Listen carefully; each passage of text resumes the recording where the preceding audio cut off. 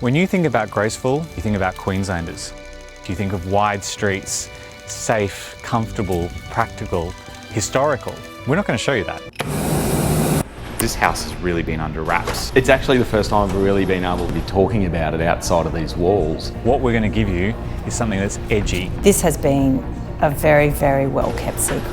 This is an industrial luxe house. Industrial luxury, they're two words that aren't ever married together. Or not successfully. I think there's a really fine line that you've walked on it, and to be honest, it could have gone either way. Yeah, completely. But to your credit and to the owner's credit, it's a beautiful, beautiful product. It's sexy, it's black. And I agree with that, only now that I hear you say it, but I don't think once through the project, we, or the client, or the team as a whole, ever doubted it. It's bold, concrete. If you got 3/4 of the way through this and then you kind of stepped back, because you'll see it, wouldn't you? You would really see it. You'd not just see it, you'd feel it. Like it wouldn't feel authentic. Yeah, you kind of go, oh, hang on. You literally pulled back there. And it really leans into it. This is a commitment. They've made a commitment to their design, they've made a commitment to their aesthetic, and they have just gone for it. Absolutely blown away. The outcome, I think, is spectacular. I was just like,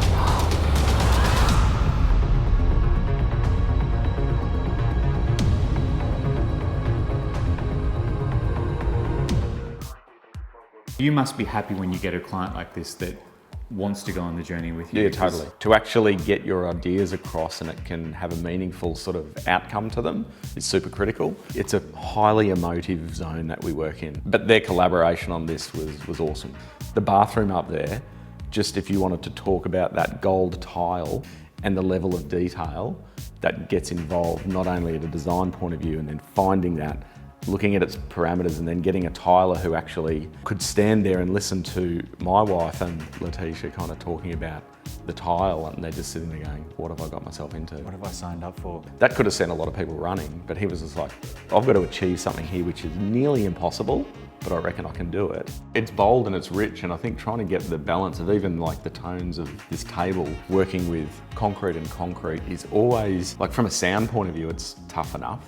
So there's a lot of work and a lot of engineering that's gone into effectively this concrete reach that you've got out to the river. Yep. That's not really integral to this house. It's beautiful to have, and it's an amazing design feature. But can you talk us through what was your concept for that, and how do you really see that fitting into the design? I always like to come in at a really nice journey and a nice, as level as we can to the footpath in this instance. It's okay to have a few little platforms and portals to come up to, but inevitably, when we got to this main living space, the concept from the start was the pool has to be on this level. It can't afford to be down at the level, because I believe that a pool they're really important components. They're not features, they're components to the home. Well, they're a very social aspect of the home. Yeah, that in its own right left that pool, like the water's edge, some 8 metres above natural ground level.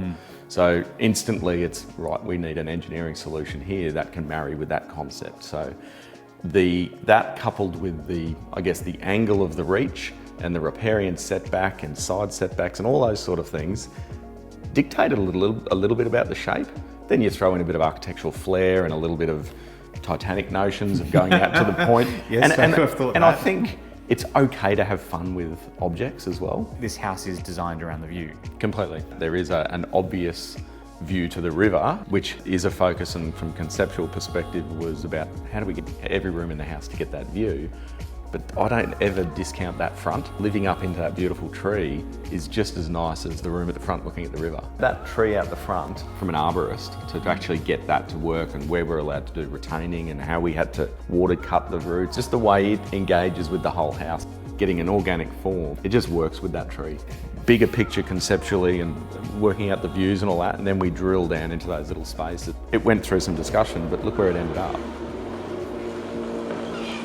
It's very much a family home, albeit it's bold and striking and luxurious, if you want to feel that. It will suit a lot of people. Well, this is that house that, like my friends who have kids who go, oh, once you have kids, everything has to change. Yeah. It really appears that these owners felt like, well, no, it's not going to change. No, We're still going to have our lifestyle, our style.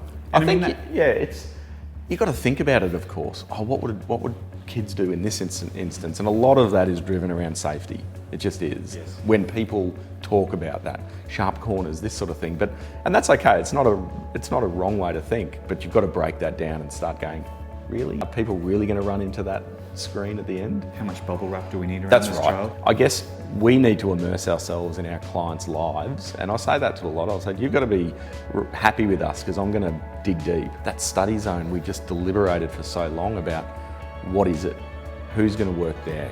Is it going to be messy? How do we do that? That's probably iteration 12 of a layout and a design that was both functional, pragmatic. So this kitchen and its relationship to the entirety of the house is more of a harmonious sort of collaboration than a kind of like, well, that's a kitchen that's kind of just stuck in there. They bleed into everything, and even to the point where the materiality and the detail of that, it needs to go over to that area as well. Then inevitably it goes upstairs, but once again, a bit cliche, but it's the sum of all those parts, the detail of the screen. You can't just go, I'm going to do a home and I'm going to put all of my love and attention into the kitchen and all the rest just doesn't matter. This was one of those homes where it was like, there wasn't a detail that escaped some scrutiny. And your challenge as a designer, or any designer's challenge, is to actually express how that's going to be before it's in situ.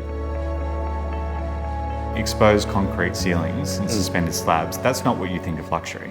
No, that's right. But in this space, it really works. There was heavy hours in this, but they were fun hours. Like it was a fun project. Labour of love. 100%. Through the fields of our paths, feelings part our ways, keeping us close but estranged now. Dreams holding us closer.